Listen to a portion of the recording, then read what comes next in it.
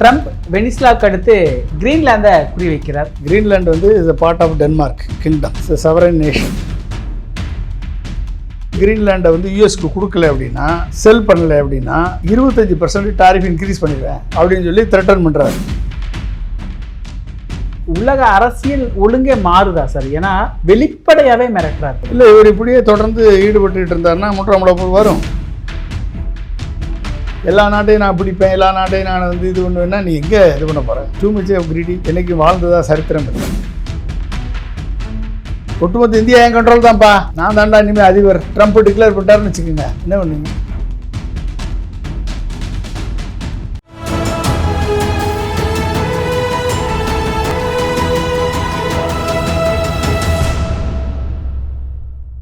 தமிழரம் நேயர்களுக்கு வணக்கம். இன்று நம்மிடையே அரசியல் விமர்சகர் மற்றும் விஞ்ஞானி டாக்டர் வி பொன்ராஜ் அவர்கள் இணைந்துள்ளார்.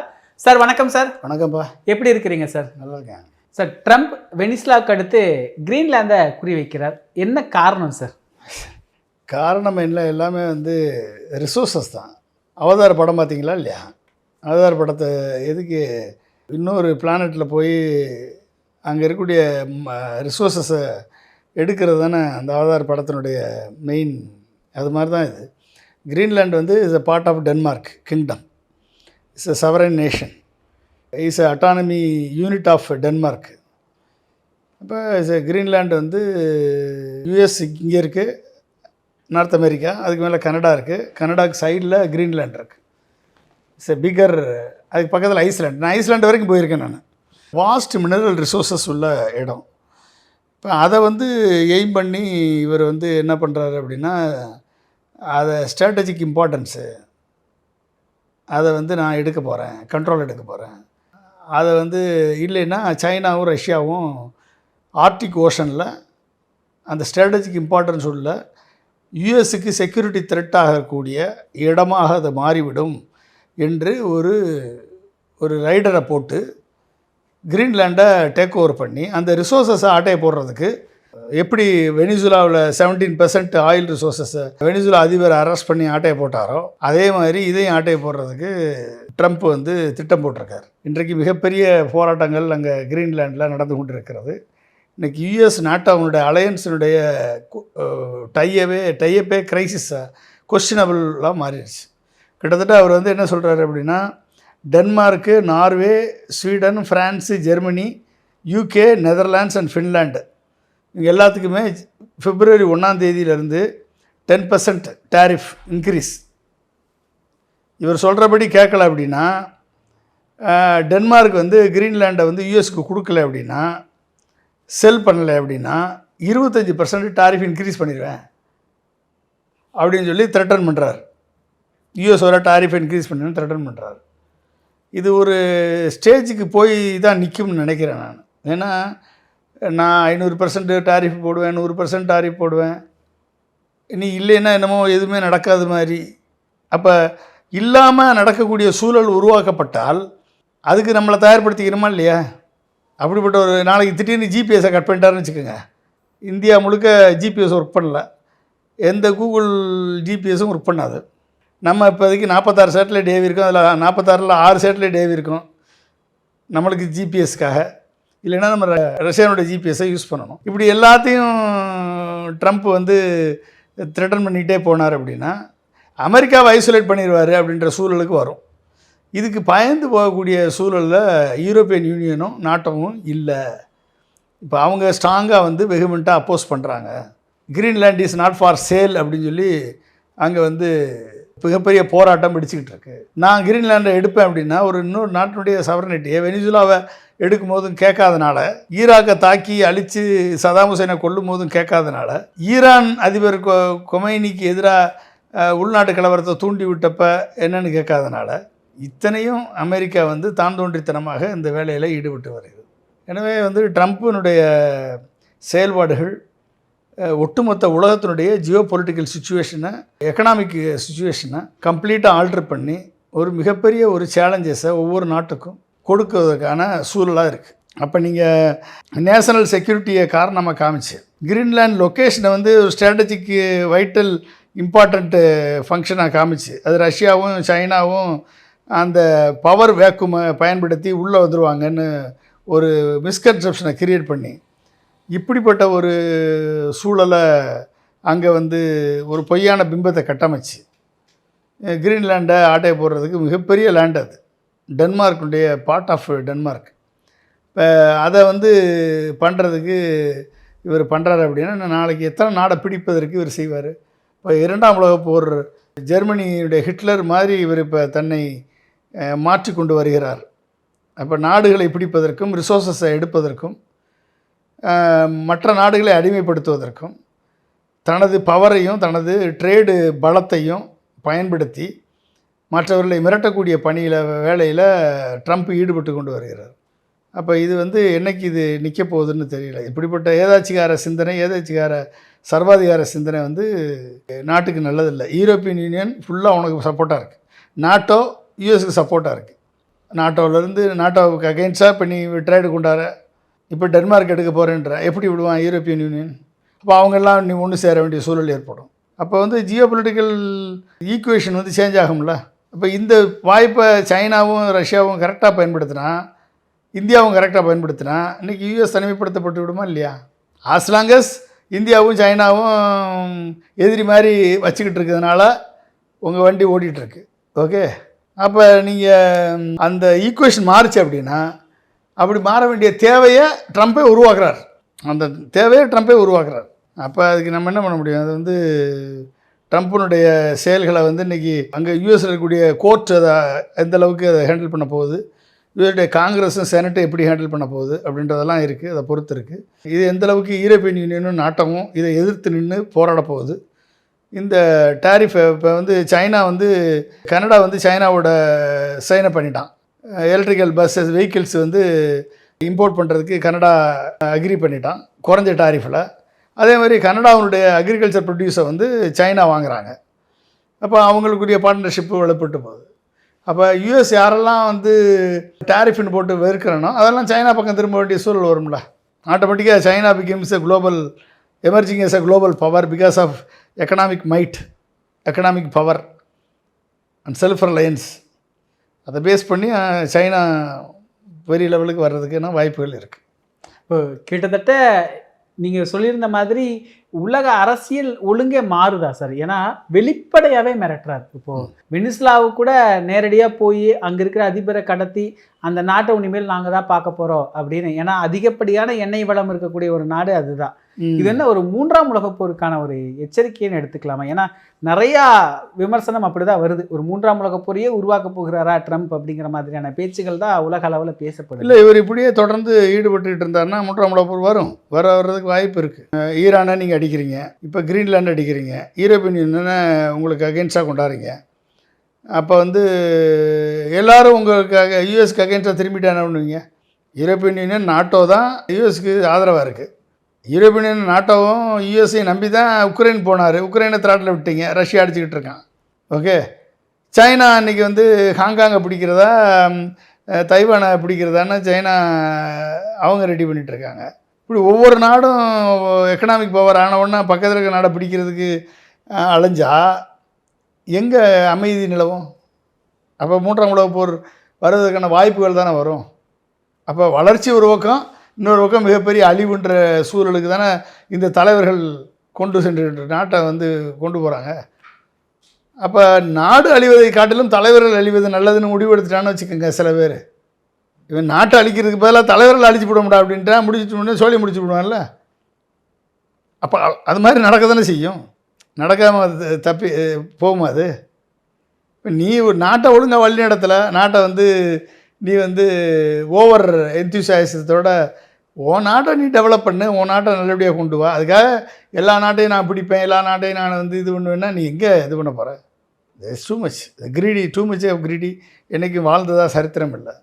இப்போ இந்த டேரிஃப் வார், இந்த மாதிரியான இப்போ பிரச்சனைகள், பிற நாடுகளை கைப்பற்றுறதுக்கான முயற்சி, இதெல்லாமே அமெரிக்காவுக்கு ஒரு சாதகமாக இல்லை பாதகத்தை தான் ஏற்படுத்துதா சார்? சாதகமாக தெரியும் இப்போதைக்கு, ஆனால் அதுக்கு மிகப்பெரிய பாதகத்தை தான் கொண்டு வந்து சேர்க்கும். மிகப்பெரிய பாதகம். அவர்களுக்கு வந்து இந்த H1B விசா ரெஸ்ட்ரிக்ஷன் கொண்டு வந்ததே வந்து அவர்களுக்கு மிகப்பெரிய பாதகம் தான். அது நாட் அ ஸ்மால் திங். நீ எல்லாத்துக்கும் நான் டாரிஃபை இன்க்ரீஸ் பண்ணுவேன் அப்படின்னு சொல்லி நீ சொன்னேன்னா கடைசியாக பாதிக்கப்பட போகிறது யார்? நீ உனக்கு வாங்குறதுக்கு நீ உன் பொருளை வாங்குறதுக்கு நாடு இருக்காத. அவன் சுயமாக சம்பாதிக்க ஆரம்பிச்சிருவானே. சுயமாக செல்ஃப் ரிலையன்ஸில் அந்தந்த நாடு ஆராய்ச்சியிலையும் இன்னும் இப்போ தான் தெரியும் ஒவ்வொரு நாட்டுக்கும் ஆராய்ச்சிக்கு முக்கியத்துவம் கொடுக்கணும், இன்னோவேஷனுக்கு முக்கியத்துவம் கொடுக்கணும், ரிசர்ச்சுக்கு முக்கியத்துவம் கொடுக்கணும். இப்போ தான் அந்த நாடுகளுக்கு அறிவு வரும். Self reliance in critical technology Abdul Kalam சொன்னார். கேட்டாங்களா அவங்க எவனாவது? செல்ஃப் ரிலையன்ஸ் அடையணும்டா, நீ இம்போர்ட்லேயே நம்பி இருக்கக்கூடாதா சொன்னது அப்துல் கலாம்.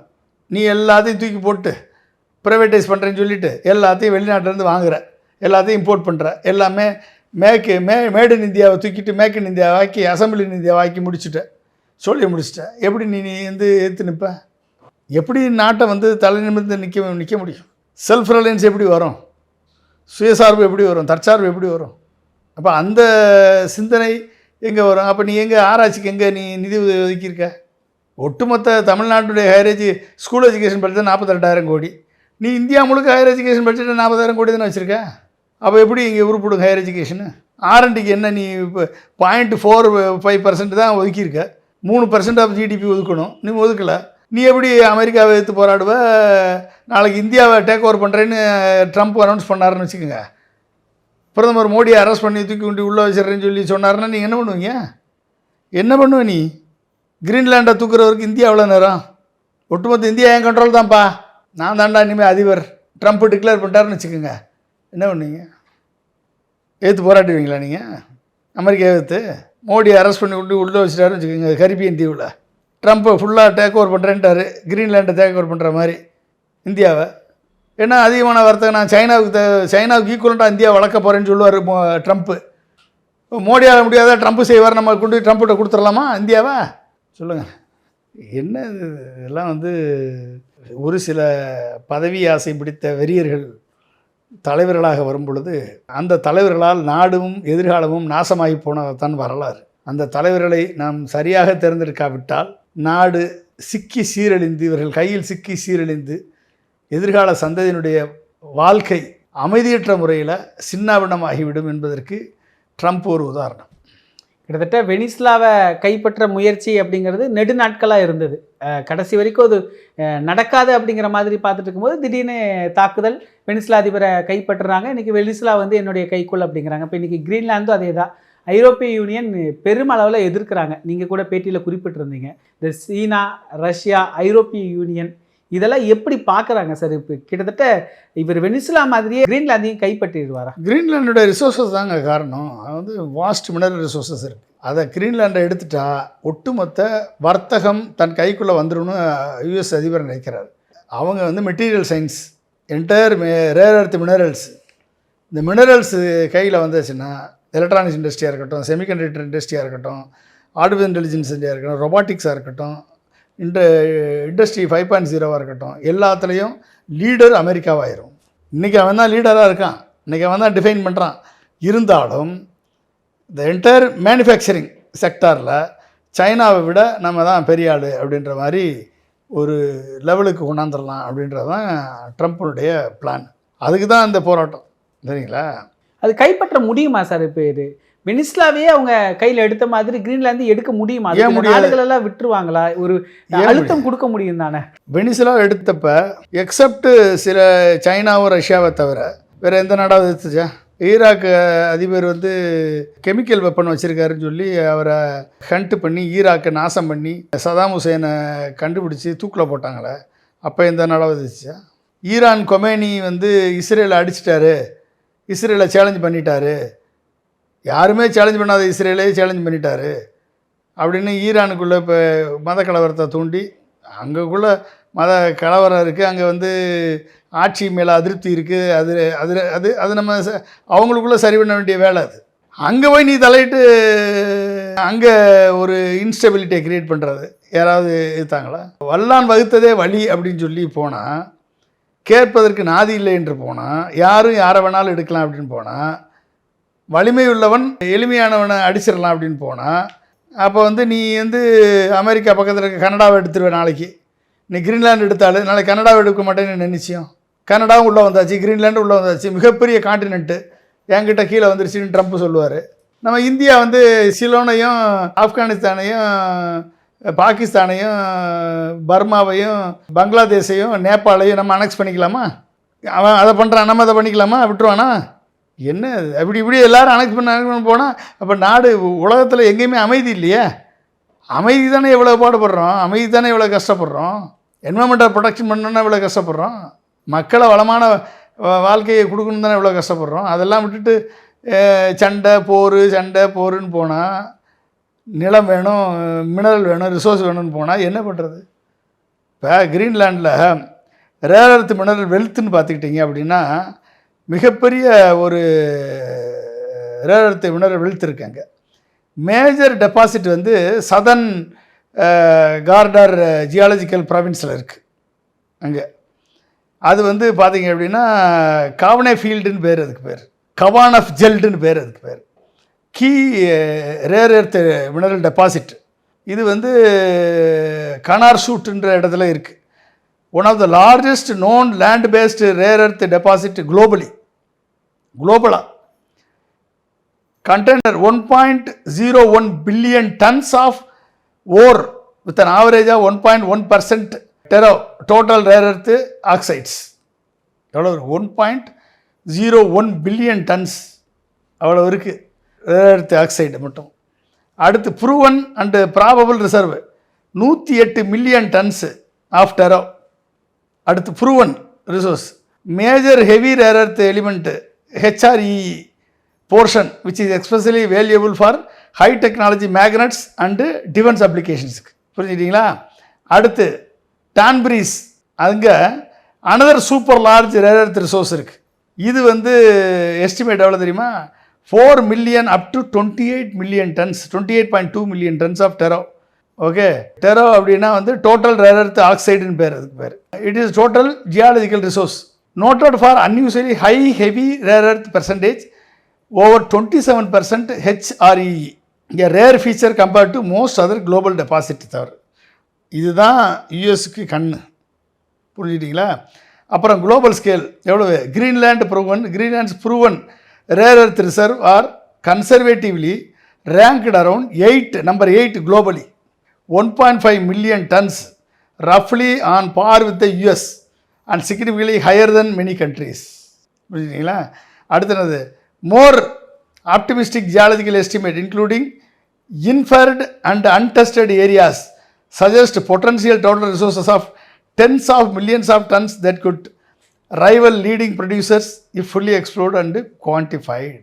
அதை மட்டும் எடுத்துட்டா, கிரீன்லாண்ட் எடுத்துட்டா, ஒட்டுமொத்த உலகத்தையும் தன் கண்ட்ரோலில் கொண்டாந்துடலாம். யூஎஸ் மைன் பண்ணி ஒட்டுமொத்த மினரலையும் தூக்கி அது மூலமாக டெக்னாலஜி டொமைனில் டிஃபென்ஸில் மேக்னட்ஸில் சிப்பில் எல்லா ஏரியாவிலையும் பெரிய லெவலில் வந்துடலாம். அப்போ எதுக்கெல்லாம் யூஸ் பண்ணுறான் அப்படின்னா permanent magnet use in electronic vehicle, EV, wind turbines, robotics and military systems. அடுத்து electronics devices, laser, catalyst and phosphors in lighting and டிஸ்பிளேஸில்.